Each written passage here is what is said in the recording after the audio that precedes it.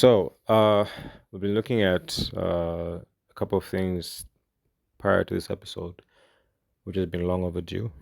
And I apologize for taking way too long to upload another episode of this podcast. This particular episode talks about us as a creation and how we identify ourselves with God. And so, oftentimes, we tend to have this misunderstanding of who God is and who we are, and we end up living a life that is focused on just, you know, trying to exist and not actually thrive and have a purpose. And so, the reason why this particular episode has got the title of Creator versus Father is because for some of us, we are His creation. And for some of us, we are more than just His creation, He's our Father, right? What that means is that, despite God's many efforts to save mankind, He is not going to force it on us to, you know, live this life of, just pursuing us and forcing us into a relationship with Him. He's given us a choice whether to just be His creation that once existed or to be His children that go on to eternity and exist in eternity despite death being the norm of things, and that's taking us away from this planet, right? And so, you know, God made man in His image, right? Took us from the dust and He formed the first man, Adam, put Adam to sleep, got his rib, and created the first woman.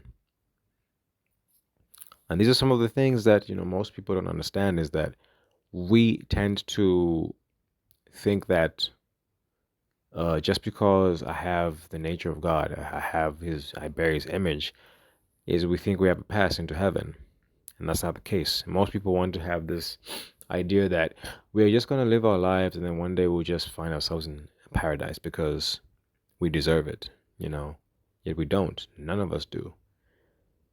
And to be given access to such a holy place is a privilege because, you know, as glorious as earth is, despite it decaying, um, there's so much that we have not seen and we have not heard, we have not touched, we've not taken the time to assess for ourselves what is so powerful and so great and marvelous about God and His glory, which is in heaven, you know. Um, Jesus, the two instances when His glory is shown is in the Transfiguration, how He appeared in His divine form to the disciple that He took, right? And obviously Moses and Elijah appeared there and were talking to Him, you know. And we go on to the book of Revelations where it says, and every eye will see Him, even those who pierced Him, right? And so He has the form of a divine being, flaming eyes, white head, white hair, bronze feet, and, He rides a white horse, right? Now, that is who we bear the image of, right?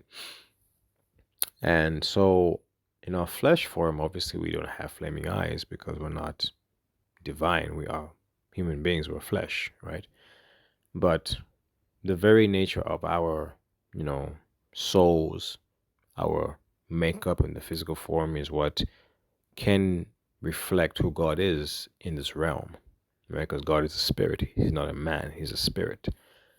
And so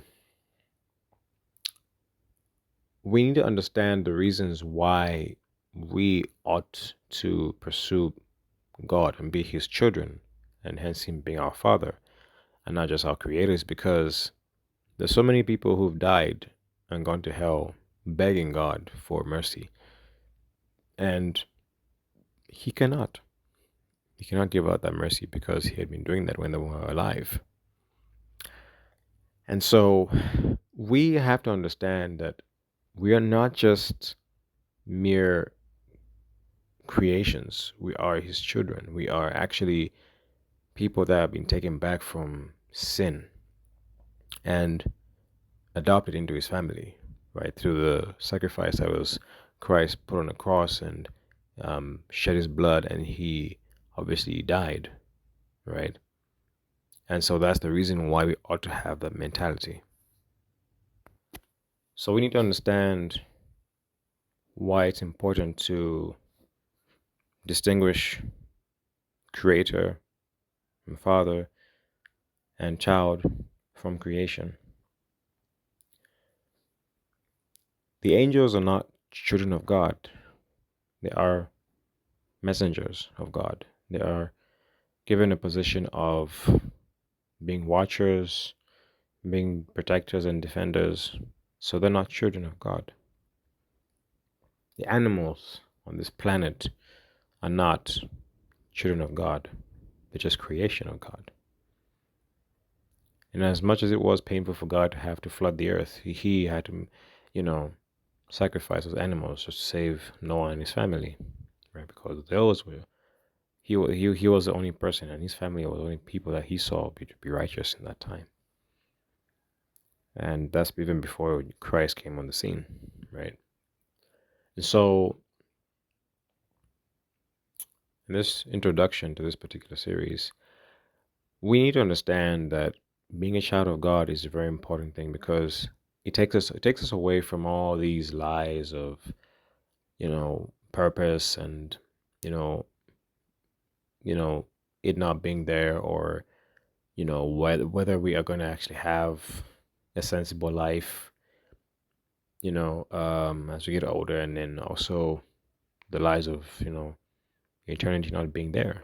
There is another realm that we go to, and there are many accounts in the Bible of people that you know um, have gone into another realm. We have people like Stephen, who was being stoned to death, and he could see the Son of Man as he was being killed. He looked up in the sky and he could see him, and he was killed, but he went into paradise. We have the thief on the cross who was told that um, today you'll be with me in paradise. We have Enoch, who didn't even die, and he went up into heaven, right? The same with Elijah. All the disciples who died are in heaven, right? Even Jesus Christ himself, after fulfilling his work, he spent 3 days in the tomb, rose from the grave, ascended to the Father, and is in heaven at the right hand of the Father, interceding for us.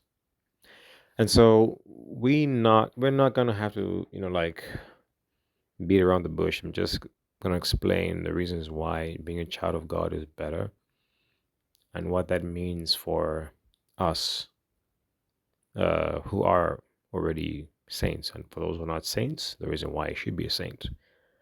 Because it really helps you to understand the reasons why um, this life has to have some form of meaning, has to have some form of understanding, and the reasons why you should not just exist and then just perish. Because those who go to hell, um, first of all, you take on a new form.